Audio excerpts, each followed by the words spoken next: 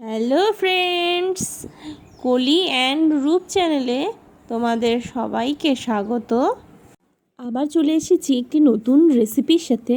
তো দেখো, আজকের রেসিপি মুসুর ডাল দিয়ে, তাই মুসুর ডালের পেস্ট করে নিয়েছি আর নুন হলুদ দিয়ে এটাকে মেখে নিব। এখন মেখে রাখা ডালগুলো দিয়ে আস্তে আস্তে ছোট ছোট করে বড়া করে নিতে হবে। আর তোমরা চাইলে এতে পেঁয়াজও অ্যাড করতে পারো, বাট আমি করিনি, আমার পেঁয়াজ ছাড়াটাই দেখাচ্ছি। তো কারো যদি নিরামিষভাবে ভালো না লাগে বড়াটা, তো তোমরা পেঁয়াজ দিয়েও করতে পারো, কিন্তু পেঁয়াজ ছাড়াটাই বেশি ভালো লাগে খেতে। তো এরকম একে একে আমি সমস্ত বড়া ভেজে নিই। দেখো বন্ধুরা, আমি যে বড়াগুলো ভাজতে দিয়েছিলাম, তো সেই বড়াগুলো ওই একটা পাশ হয়ে গেছে, তো আমি অপর পাশটা এখন উল্টে দিচ্ছি।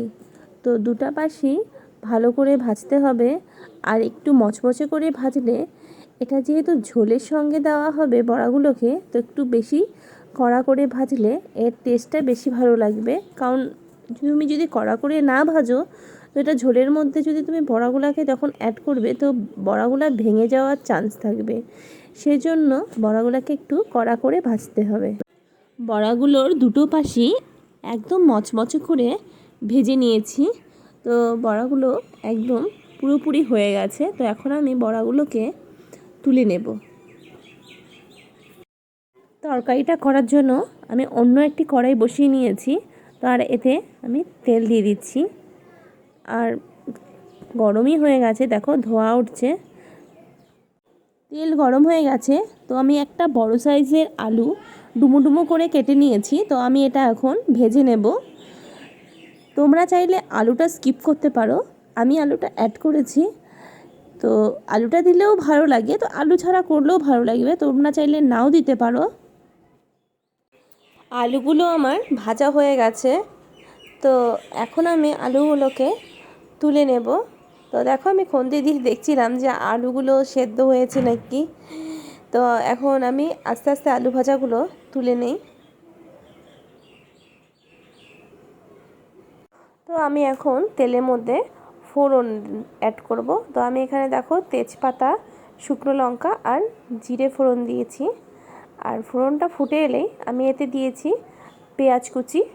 তো এটা ভালো করে মিলিয়ে, তো পেঁয়াজটাকে ভেজে নিতে হবে একটু লাল লাল করে।